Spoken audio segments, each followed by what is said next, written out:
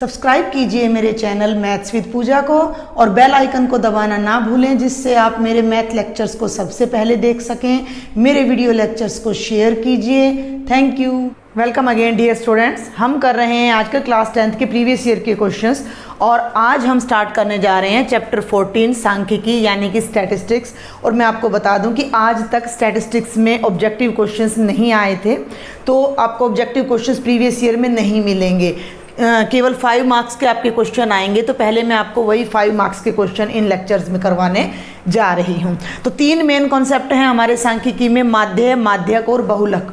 तो एक लेक्चर में मैं आपको सारे प्रीवियस ईयर के माध्य के क्वेश्चंस कवर करके दूंगी, एक में माध्यक के और एक में बहुलक के, ताकि आपकी एक ही टाइप के क्वेश्चंस की अच्छे से प्रैक्टिस हो जाए। क्लियर। अब एक बात और मैं आपको बता दूं कि माध्य ज्ञात करने की हमारे पास 3 विधियां हैं 10th क्लास में। पहली है डायरेक्ट मेथड या प्रत्यक्ष विधि, दूसरी है कल्पित माध्य विधि या एज्यूम्ड मीन मेथड, और थर्ड है हमारी स्टेप डेविएशन विधि मेथड या पग विचलन विधि। तो मैं आपको बता दूं कि जो थर्ड मेथड है हमारा स्टेप डेविएशन मेथड या पग विचलन विधि, वो मार्च 2021 या अप्रैल 2021 के एग्जाम्स के लिए सिलेबस से डिलीट हो चुका है, तो हम उस मेथड से नहीं करेंगे। तो जितने भी क्वेश्चंस आते हैं मैं आपको या तो डायरेक्ट मेथड से बताऊंगी या फिर एज्यूम्ड मीन मेथड से। तो चलते हैं हम पहले क्वेश्चन पर। और आप देख सकते हो कि कितना इंपॉर्टेंट है ये क्वेश्चन। 2017 में, 18 में, 19 में और 20 में 4 बार ये लगातार आया हुआ है एग्जाम में, चाहे किसी भी कोड में आया है, कोड चेंज हो सकता है। तो क्या है क्वेश्चन? निम्न बारंबारता बंटन का माध्य भार ज्ञात कीजिए। ये क्वेश्चन ऐसे होते हैं बेटा कि एक एवरेज बच्चा भी इनमें, इन क्वेश्चंस में जो 5 नंबर का, इनमें 3 नंबर आराम से गेन कर सकता है। कैसे कि सबसे पहले तो आपने स्टेटमेंट को एज इट इज़, आपको उसमें एग्जाम में ऐसे मिलेगी स्टेटमेंट, हॉरिजॉन्टल, आपने वर्टिकल नोट कर लेना। वर्ग अंतराल, क्लास इंटरवल 100 से 150, 150 से 200, 200 से 250, 250 से 300 और 300 से 350। और ये है इनकी बारंबारता 4, 5, 12, 2 और 2।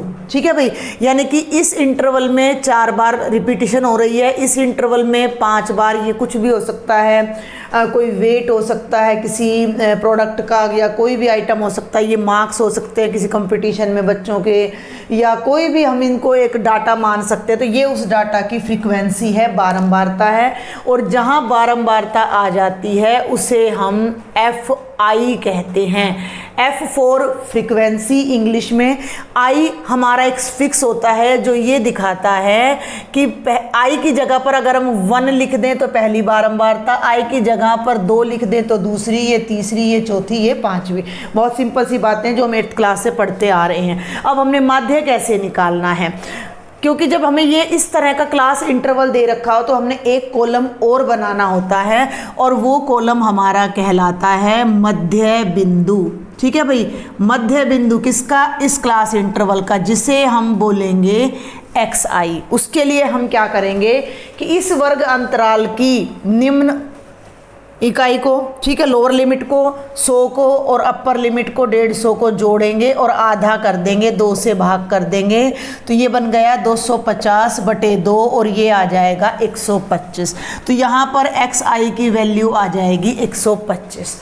अगले में चलते हैं। यहाँ हम क्या करेंगे, 150 जमा 200/2 यानी 350/2 और ये हो जाएगा 175। ठीक है भाई, ये इंटरवल 200 से 250 का है, तो इसका मध्य बिंदु 225 आएगा, इसका मध्य बिंदु 275 आएगा और इसका मध्य बिंदु 325 आएगा। अगर आप पहला मध्य बिंदु निकाल लेते हैं तो बाकी मध्य बिंदु निकालने की ज़रूरत भी नहीं है। क्यों नहीं है? इसके लिए एक ट्रिक ध्यान करें कि यहाँ जो हमें वर्ग अंतराल दे रखा है 100 से 150 का, इसमें कितने का गैप है? 50 का। भाई 150 में से 100 गए तो 50 बचेंगे, 50 का अंतर है। तो जब आप अपना पहला मध्य बिंदु निकाल लेते हो तो आगे के सभी मध्य बिंदु भी 50-50 बढ़ते चले जाएंगे। तो 125 में 50 जोड़ोगे 175, उसमें 50 जोड़ोगे 225, उसमें 50 जोड़ोगे 275 और उसमें 50 जोड़ोगे तो 325। तो आपको सारे मध्य बिंदु निकालने की ज़रूरत भी नहीं है। तो ये हमारा पहला स्टेप है कि हमने स्टेटमेंट को नोट किया, दोनों कॉलम्स को, और उसके बाद जो वर्ग अंतराल दे रखा है उसका हमने मध्य बिंदु निकाल लिया। और उसके बाद बहुत ही आसान स्टेप, अगर ये हमारे पास टर्म्स ऐसी हैं कि जिन्हें हम इजीली मल्टीप्लाई कर सकते हैं। तो हम इन दोनों की प्रोडक्ट कर देंगे FI/XI। ठीक है भाई, FI/XI। तो 125 को जब आप 4 से करेंगे तो 500 आएगा। भाई ये आपको करना पड़ेगा भाई। अब 125 को 4 से मैं गुना करके दिखाऊं, 125 दूनी 250, 250 दूनी 500 होता है, 4 पंजे 20, 2 4 दूनी 8 और 4 एकम 4 और 1 5। सिंपल मल्टीप्लिकेशन है, वर्बल कैलकुलेशन करो। नहीं कर सकते हो तो ऐसे कर लेना। फिर आप 5 से करेंगे तो 5 पंजे 25, 2 5 7 35 और 2 37, 3 और 1 8। 12 से करेंगे 60, 6 12 दूनी 24 और 36, 12 दूनी 24 और 3 27। 275 को करेंगे तो ये 550 आपका आ जाएगा, और इसको करेंगे तो ये 650 आ जाएगा। क्लियर? आगे बढ़ूँ अब मैं। ये यहाँ तक क्लियर हुआ, आपको समझ आई ये सारी बातें। सबसे पहले हमने वर्ग अंतराल लिखा, फिर उसकी बारंबारता लिखी, दिए गए वर्ग अंतराल का मध्य बिंदु निकाला और FI और XI को मल्टीप्लाई कर दिया। अब हमने 2 कॉलम्स को ऐड करना है। पहला कॉलम है FI, और ऐड करने के लिए ये सिग्मा का सिंबल यूज किया जाता है। इसका मतलब है जोड़। तो किन का जोड़? सारी FI का। भाई ये 5 है, देखो हिसाब से तो ये 5 है, तो F1 जमा F2 जमा F3 जमा F4 जमा F5। अब हमने इन 5 को जोड़ना है, तो यहाँ हम इतना बड़ा नहीं लिखेंगे। इन 5 को एक नाम दे दिया FI, और FI पे लग गया सिग्मा। और वैसे तो हम यहाँ ये भी लिखते हैं कि I 1 से 5 तक है, लेकिन आपने नहीं लिखना है। मैं जस्ट आपको समझा रही हूँ कि सिग्मा ऑफ FI का मतलब जितने भी FI हैं उन सबको जोड़ दीजिए। कहाँ से कहाँ तक? 1 से 5 तक। तो ये सारी नोटेशन आपने नहीं यूज करनी, आपने सिंपल यहाँ क्या लिखना है? Sigma of FI। तो इन सबको जोड़ दीजिए। 5 4 9 12 और 9 21 और 2 23 और 2 25। तो ये सभी टोटल डाटा कितने हो गए हमारे पास? 25 आंकड़े हैं हमारे पास। ठीक है, और यहाँ अगला कॉलम आपका बन जाता है सिग्मा ऑफ FI/XI। जब भी आप एग्जाम में करें तो इनको थोड़ा सा ब्रॉड लेना है, इन कॉलम्स को थोड़ा खुला लेना है, ताकि नीचे जब आप एडिशन करो तो वहाँ होच पोच ना हो, गड़बड़ ना हो, एग्जामिनर को अच्छे से समझ आए। ऐड कर लीजिए भाई। ये हो गया 5 और 10 और 7 17, 1 और 6 1 7 और 5 12 और 7 19 और 5 24 और 8 32 और 3 और 2 5। ये आ गया 5275। क्लियर? बहुत आसान क्वेश्चन है ये। और अब हमने निकालना है माध्य। तो माध्य को हम डिनोट करते हैं x बार से, और हम 9th और 8th क्लास से पढ़ते आ रहे हैं माध्य क्या होता है? आंकड़ों का योग बटे आंकड़ों की संख्या। अब ये आंकड़े 4 बार थे तो ये 4 बार जोड़ के इतना आ गया, ये आ गया। सिंपल तरीका है सिग्मा FI/XI बटे सिग्मा FI। ये हमारा डायरेक्ट मेथड है, प्रत्यक्ष विधि है, कि बहुत आसान है, ये हर बच्चा कर सकता है इस क्वेश्चन को। Sigma FI/XI divided by sigma FI, और ये हो जाएगा 5275 डिवाइडेड बाय 25, और ये हो जाएगा 25 दूनी 50, 25 एकम 25 और 25 एकम 25। 211 आपका इन आंकड़ों का क्या आ जाएगा? माध्य आ जाएगा। ये क्वेश्चन बेहद आसान है, बहुत स्कोरिंग क्वेश्चन है, बशर्ते कि आपको जमा, गुणा और भाग आती हो, क्योंकि बहुत बच्चे ऐसे होते हैं जो 10 तक आ जाते हैं लेकिन उन्हें ये जो है कैलकुलेशंस भी नहीं आती हैं, तो वो लोग नहीं कर पाएंगे। लेकिन उन बच्चों को भी मैं बता दूं कि आपने ये लिखा, मध्य बिंदु निकाला, मल्टीप्लाई किया, इतना भी अगर आप कराते हो तो एटलीस्ट 2.5 मार्क्स आपको मिल जाते हैं। साथ में अगर आप फॉर्मूला लिखाए तो 3 3.5 भी मिल जाएंगे। डिवाइड नहीं करके आए तो आपका 1 या 1.5 नंबर कट जाता है, तो वो कोई बड़ी बात नहीं, आप स्कोर तो कर सकते हैं अगर आप सिंपल क्वेश्चंस की प्रैक्टिस करें। तो ये था हमारा डायरेक्ट मेथड। फिर से जल्दी से रिपीट कर दूं। वर्ग अंतराल लिया, बारंबारता को FI नाम दिया, इस वर्ग अंतराल के हर कॉलम का, हर उसका अंतराल का हमने मध्य बिंदु निकाला, और हर FI को उसके कॉरस्पॉन्डिंग XI से मल्टीप्लाई करके ये लिखा। इन सबको ऐड किया सिग्मा FI/XI, इन सबको ऐड किया सिग्मा ऑफ FI, और सिग्मा FI/XI को सिग्मा FI से डिवाइड किया, तो इन आंकड़ों का हमारे पास माध्य आ गया। And this is a very important question जो 4 लगातार एग्जाम में आपका आया है। अब हम आगे चलते हैं, सेम क्वेश्चन यही है, थोड़ा सा घुमा देते हैं। इसमें सीधा पूछ लिया माध्य निकालो, इसमें सीधा नहीं पूछा, इसमें लिख दिया 75। ध्यान से पढ़े, निम्न आंकड़े 75 बिजली उपकरणों के प्रेक्षित जीवन काल की सूचना देते हैं। यानी 75 उपकरण ले लिए बिजली के क्या उपकरण, पंखे, हीटर, गीजर और भाई आपकी मोटर, कुछ भी ले सकते हो, बल्ब ले सकते हो आपकी, उनका जीवन काल कितना है, यानी 0 से 20 घंटे चलने वाले 10 उपकरण हैं। तो ये एक डाटा है, आपको उस पर गौर नहीं करना है। गौर करने वाली बात यह है कि टोटल 75 उपकरण हैं, यानी इन सब का जोड़ 75 होगा। तो इन उपकरणों का माध्य जीवन काल ज्ञात करो। अब आप इस माध्य को अंडरलाइन कर लो कि हमने इन क्वेश्चंस का माध्य निकालना है।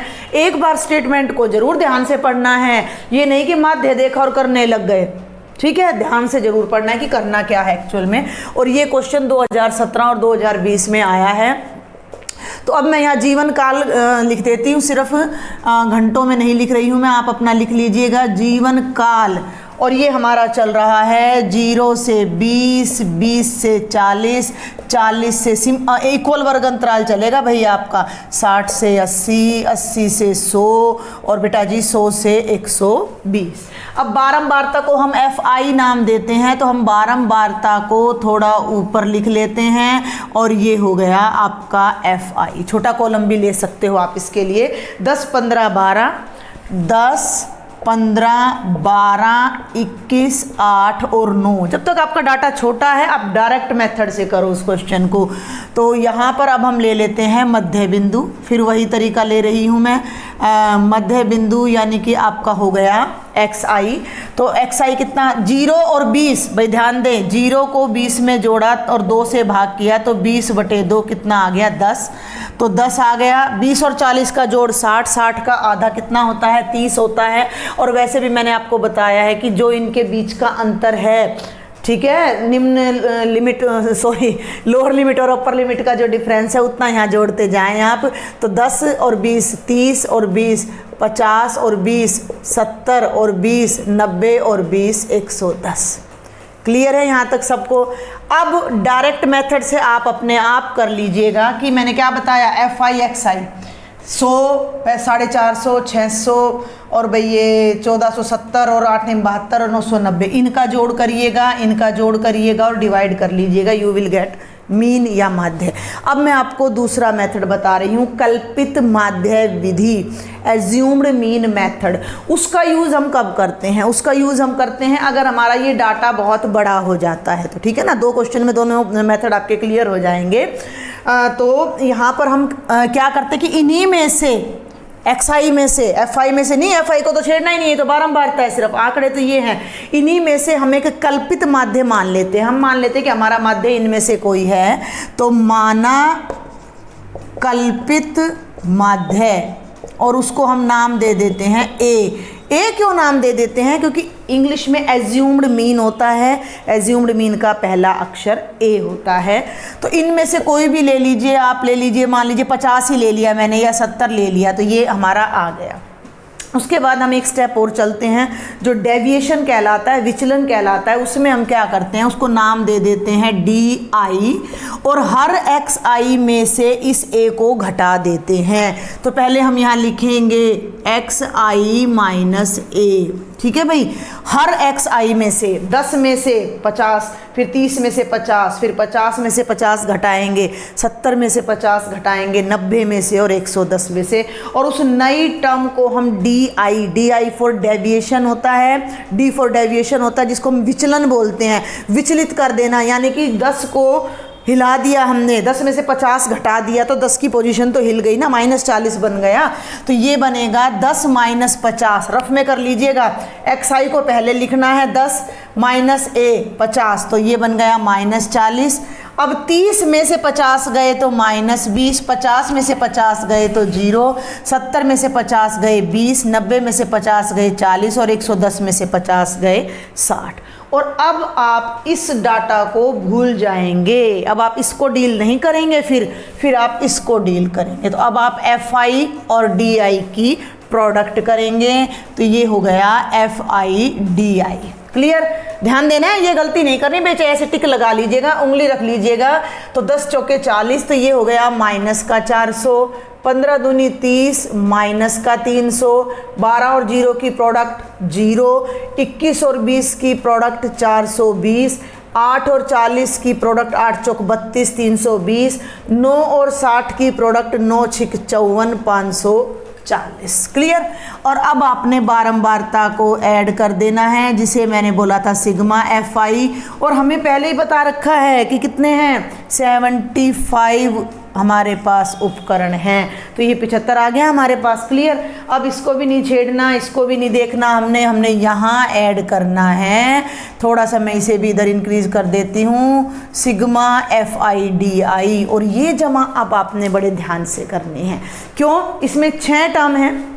देखें 1 2 3 4 5 6, जो एक तो 0 है उसको तो देखना ही नहीं है, 2 नेगेटिव है और 2 पॉजिटिव है, तो सबको ऐड कर रहे हैं हम। तो अब सबको जब ऐसे ऐड करोगे, माइनस का 400 माइनस का 300 जमा 0 जमा 420 जमा 320 जमा 540, तो आप कैसे ऐड करते हो बीजगणित में? इन्हें अलग लेंगे, ये तो बन गया माइनस का 700, 0 को भूल ही जाएं, और इन्हें अलग लेंगे तो ये कितना बना, 0, 4 और 2 6 और 2 8, 5 और 3 8 और 4 12, 1280 घटा 700, 700 घटा का है, 1280 जमा का है, तो 1280 में से 700 घट जाएगा 0, 8 में से 0 गए 8 और 12 में से 7 गए 5, और हमारा आंसर आ जाएगा जमा का 580। तो ये हमारा FIDI आ गया। क्लियर है? यहाँ तक बात समझ में आई आपको? हमने जो भी वर्ग अंतराल दे रखा था, जीवन काल, उसको लिखा, बारंबारता को लिखा, मध्य बिंदु निकाला। क्वेश्चन आसान था, हम इसे प्रत्यक्ष विधि से भी कर सकते थे, सिर्फ आपको सेकंड मेथड समझाने के लिए मैंने एज्यूम्ड मीन मेथड यहाँ उठाया। उसके लिए हमने क्या किया कि दिए गए इन मध्य बिंदुओं में से हमने एक एज्यूम्ड मीन सपोज कर लिया 50, उसके बाद एक नया स्टेप हमने लिया DI, जिससे हमने हर XI में से A को घटा के लिया है यहाँ पर। क्लियर। तो ये आ गया। अब FI और DI की मल्टीप्लाई कर दी और इनको ऐड कर दिया। अब हमारा फॉर्मूला यहाँ चेंज हो जाता है। हमारा फॉर्मूला अब क्या आ जाता है, माध्य यानी x बार बराबर है। अब ध्यान देंगे कैसे याद रख सकते, याद रख लेते तो बहुत ही बढ़िया, नहीं याद रहे तो पहले इसको इससे डिवाइड कर दो, सिग्मा FIDI बटे सिग्मा FI। इससे जो माध्य मिलेगा वो DI का मिलेगा, लेकिन हमने DI का माध्य नहीं निकालना, हमने तो XI का निकालना है। और XI और DI में कितने का फ़र्क है, 50 का, तो 50 जोड़ देंगे, यानी इसमें हम A जोड़ देंगे। तो ये हमारा कल्पित माध्य विधि से माध्य निकालने का तरीका है। ये बात को ध्यान रखें सभी बच्चे कि ये टर्म अलग है। कई बच्चे पता है ऐसे कर देते हैं, उन्हें खुद ही नहीं पता होता कि हम क्या लिख रहे हैं। तो ये चीज़ आपने ध्यान रखना है, ये ऊपर मिक्स नहीं कर देना है। फर्स्टली आपको सिग्मा FIDI को सिग्मा FI से डिवाइड करना है और जो आंसर आएगा उसे A में ऐड करना है। तो यहाँ लिखते समय थोड़ा सा आपने केयरफुल रहना है। तो बेटा जी ये हो गया 50 जमा, ब्रैकेट लगा ही लीजिएगा, ये हो गया 580 बटे 75। और अब ये कंप्लीट डिवाइड होता है या नहीं, ये हम देखते हैं। कंप्लीट तो नहीं होगा ये, 25 3 75 नहीं होगा। तो 5 एकम 5 और 5 5 25, 5 1 जा 5, 5 1 जा 5, 5 6 जा 30। तो ये बन गया 50 जमा 116 बटे 15। अब आपका मन करे तो आप इसको LCM ले लीजिए, नहीं तो पहले इस ब्रैकेट को सॉल्व कर लीजिए, जो कि आसान पड़ेगा आपको।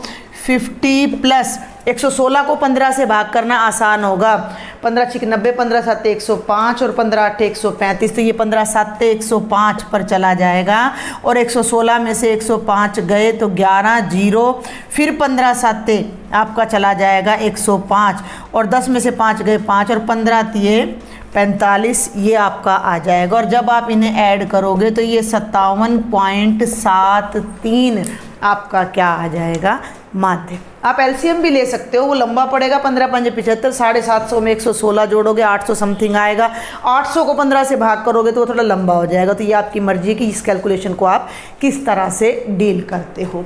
तो ये आपका मैंने बताया कल्पित माध्य विधि से। तीसरी विधि मैं आपको पहले ही बता चुकी हूँ कि पग विचलन विधि हमारे सिलेबस में अब इस साल नहीं है। तो अब हम आगे बढ़ते हैं। ये एक स्पेशल क्वेश्चन है, 2019 में आया है और मैंने स्पेशल आपके लिए उठाया है कि यहाँ पर क्या दिक्कत है इस क्वेश्चन में। माध्य ज्ञात करो, ये वर्ग अंतराल हमें दे रखा है। आप, मैं बोल रही हूँ, आप साथ साथ देखते भी चलें, समझते भी चलें कि इस वर्ग अंतराल में अगर आप ध्यान देंगे तो जो अंतराल है वो कॉन्टिन्यूअस नहीं है बेटा जी, कॉन्टिन्यूअस नहीं है। 50 से 52 है, 52 पे ख़त्म हो रहा है, 52 पे शुरू नहीं हो रहा, ठीक है।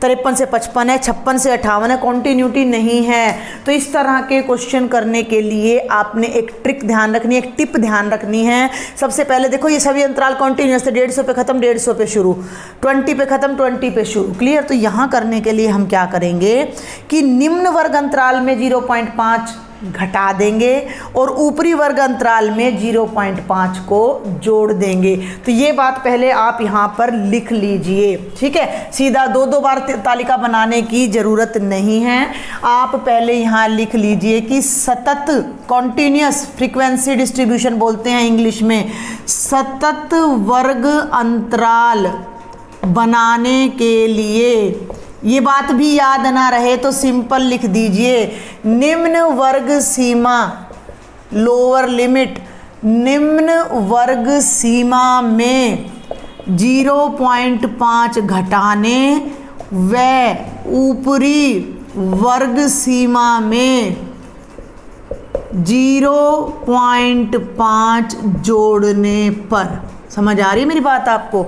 अगर आप नहीं भी लिखते हैं तो इसके लिए मे बी के हाफ मार्क्स, आपके हाफ मार्क चला जाए, इससे ज़्यादा नहीं होगा। लिख देंगे तो ज़्यादा अच्छा रहेगा।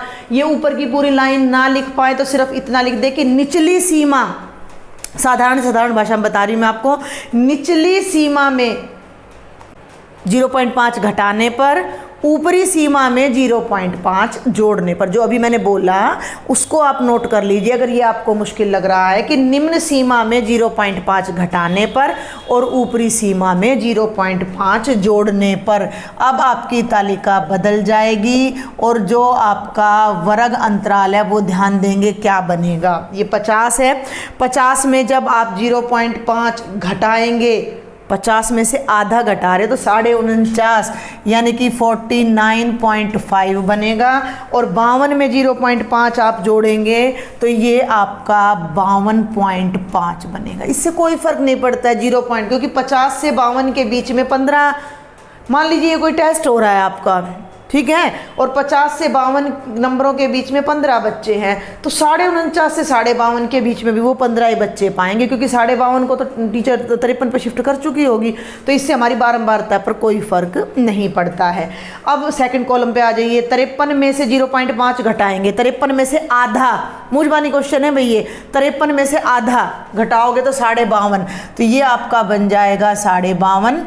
और ये 55 में 0.5 जोड़िएगा तो 55.5। आई थिंक आपको जोड़ना आता होगा। 55 जमा 0.5 यानी 55.5, ध्यान दें। और 53 में से 0.5 घटाना है, नहीं आता तो 53.0, 0.5, 10 में से 5 गए 5, यहाँ 2 बच गया 2 पॉइंट, और ये आपका आ गया 52.5।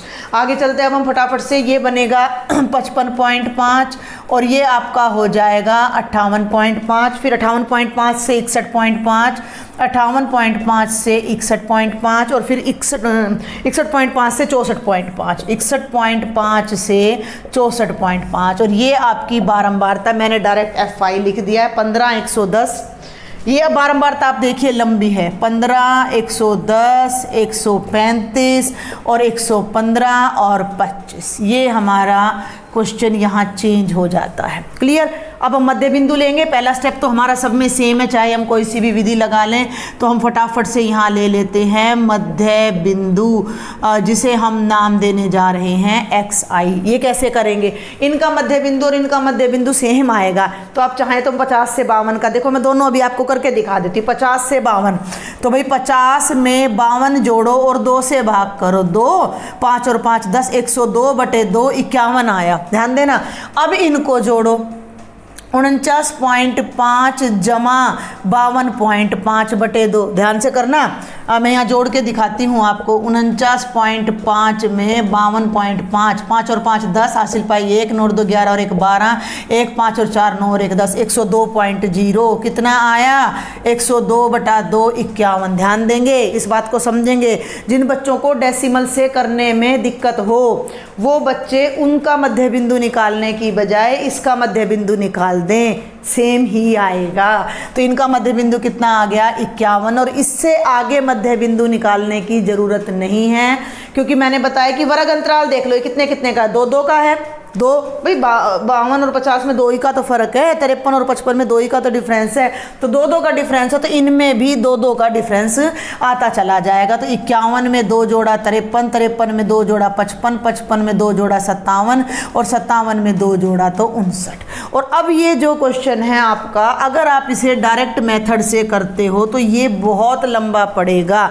क्यों पड़ेगा, क्योंकि कहीं भी जीरो ज़्यादा नहीं आ रही है हमारे पास। 59 और 25 की गुणा, 115 और 57 की गुणा बहुत लंबी पड़ने वाली है। तो वैसे तो ये अगर उससे पद विचलन से होता तो बहुत बढ़िया रहता, फिर भी वो हमारे पास सिलेबस में अब इस बार नहीं है। तो हम इसको करते हैं कल्पित माध्य विधि से। तो आप यहाँ लिखिए, माना कल्पित माध्य बराबर है a, और इनमें से ले लीजिए, बिल्कुल बीच में 55 आ रहा है तो हम 55 ले लेते हैं। ठीक है, दूसरा क्वेश्चन हो रहा है ये कल्पित माध्य का, तो आपको अच्छे से समझ आ जाएगा। अब हर डाटा में से, हर xi में से a घटाना है, तो di =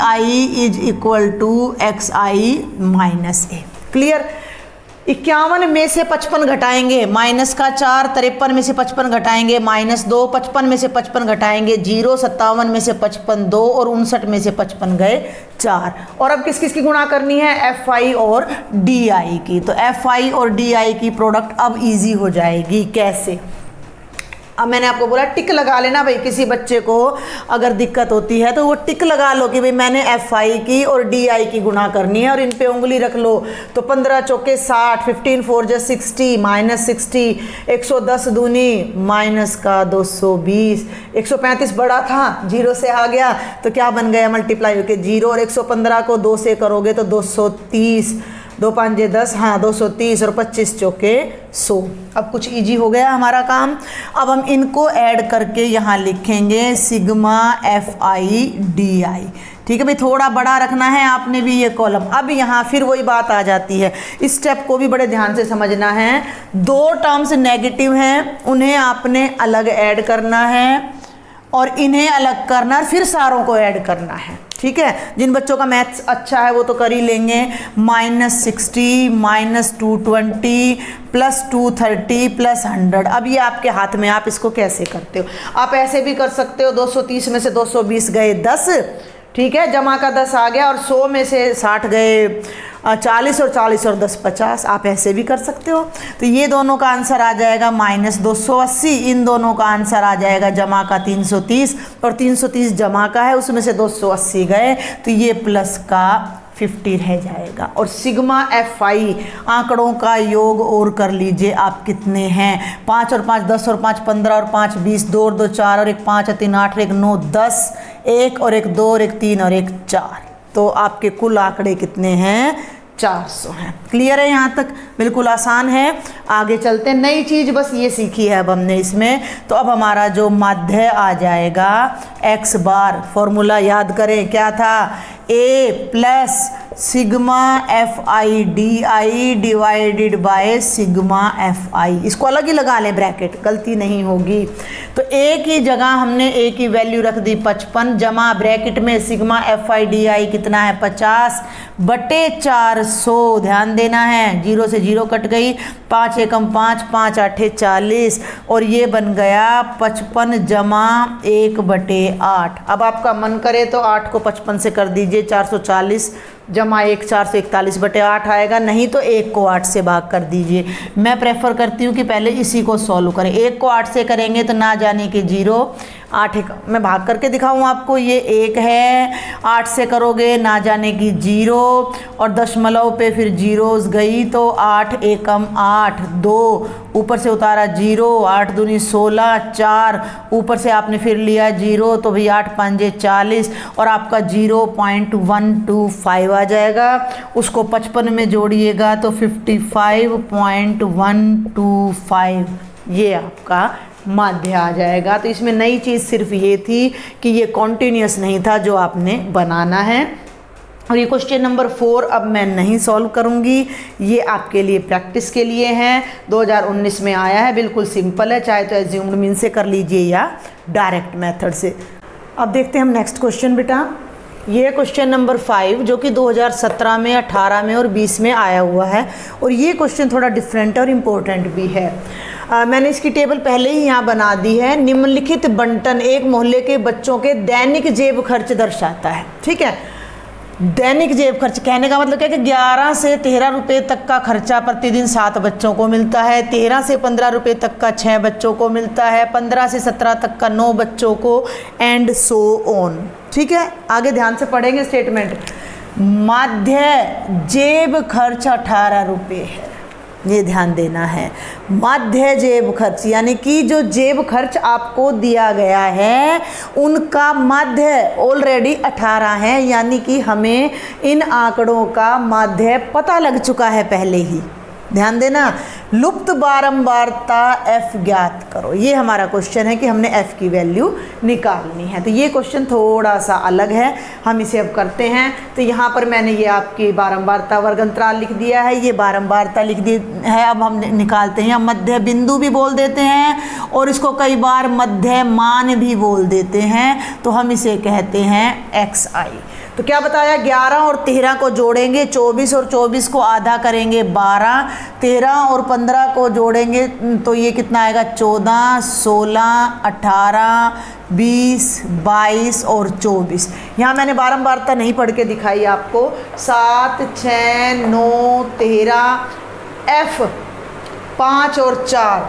ये चीज़ अब आपने ध्यान रखनी है कि जो ये बारंबारता है ये हमें ज्ञात नहीं है, इसको हमने ज्ञात करना है और यही हमारा क्वेश्चन है।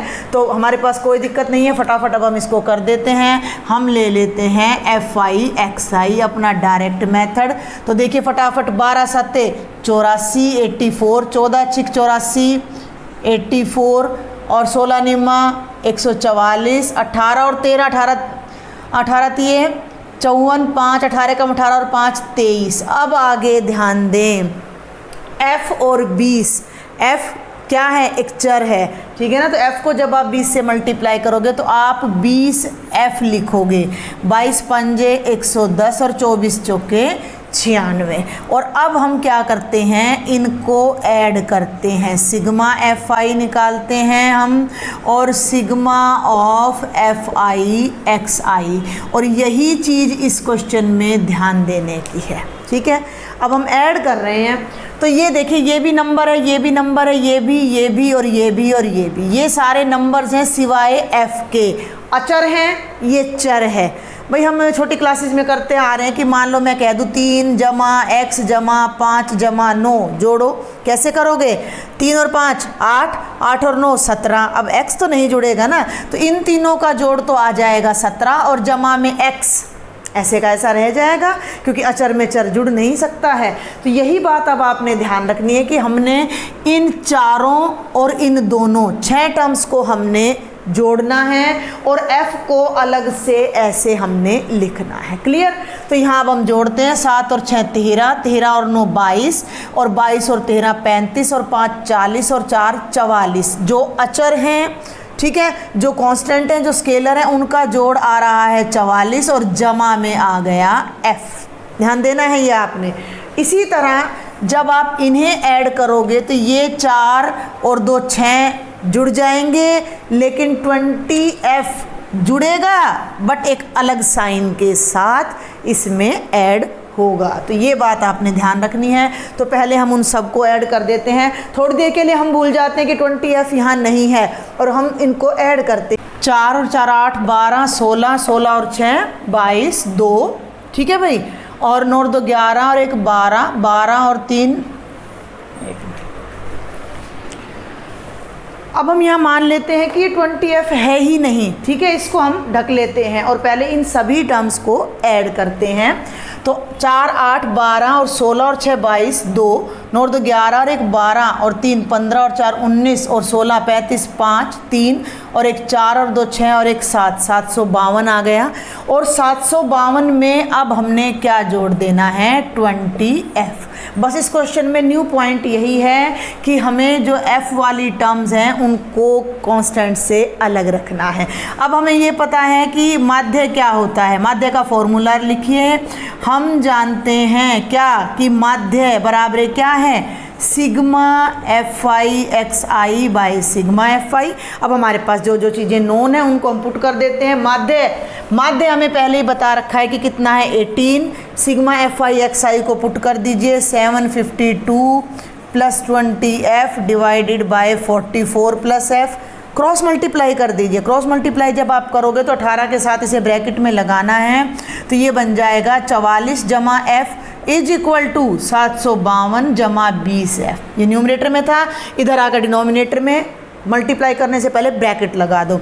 18 को 44 से 18 चौक 72, 7 और 72 और 7 79, तो 792 और 18 को फिर F से करेंगे तो 18F is equal to 752 plus 20F। Clear?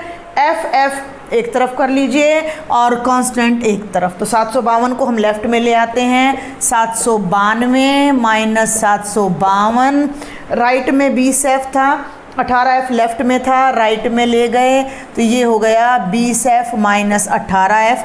0, 9 में से 5 गए 4, 40 बचा, और 20 में से 18 गए 2F। F की वैल्यू निकालनी है तो 2 को नीचे ले आइए लेफ्ट साइड में, तो 40/2 बराबर है F और ये 20 आ जाएगा। और बेटा जी जो हमारी लुप्त बारंबारता है वो 20 हो जाएगी। तो ज़्यादा मुश्किल नहीं है, बट ये स्टेप आपने ध्यान रखना और ये क्वेश्चन बहुत इंपॉर्टेंट है। इसके बाद ये 2 क्वेश्चन और मैंने लिखे हैं जिन्हें आप अपने आप ट्राई करिए। अगर कोई डाउट है तो आप मुझे कमेंट बॉक्स में लिखिए। ये 2017 और 20 में आया है और ये 2017 और 18 में। इसके ऊपर की स्टेटमेंट मैंने लिखी नहीं है, ये आपकी बुक के ही क्वेश्चन हैं। आप इन्हें एक्सरसाइज में सर्च भी कर सकते हैं, मैंने देखा नहीं है, आपकी एक्सरसाइज में ही है ये क्वेश्चन। देखिए बेटा, अब ये 2 क्वेश्चन और हैं जो मैंने आपको प्रैक्टिस के लिए दिए हैं। ये भी लास्ट ईयर के एग्ज़ाम में आए हैं। तो ये वाला क्वेश्चन 2017 और 20 में आया है, ये वाला क्वेश्चन 2017 और 18 में आया है। कंप्लीट स्टेटमेंट मैंने इनकी नहीं लिखी है, दोनों में ही माध्य ज्ञात करना है। ये वाला क्वेश्चन तो आपकी एक्सरसाइज 14.1 का क्वेश्चन नंबर 9 है, तो मैं यहाँ नोट कर देती हूँ एक्सरसाइज 14.1 क्वेश्चन नंबर 9। और ये क्वेश्चन आई थिंक आपका एग्जाम्पल है, अदरवाइज आप इसकी स्टेटमेंट को note, yes this is the example. तो ये आपका एग्जाम्पल है। एक ही एग्जाम्पल है आपका एग्जाम्पल नंबर 2, तो ये आपका है एक्सरसाइज 14.1 का एग्जाम्पल नंबर 2। तो आप इन सभी क्वेश्चंस की प्रैक्टिस कीजिए, जिससे आपका माध्य कंफर्म हो जाएगा और आपके 5 नंबर पक्के हो जाते हैं। If you like my lectures, do not forget to share and subscribe my channel. Thank you.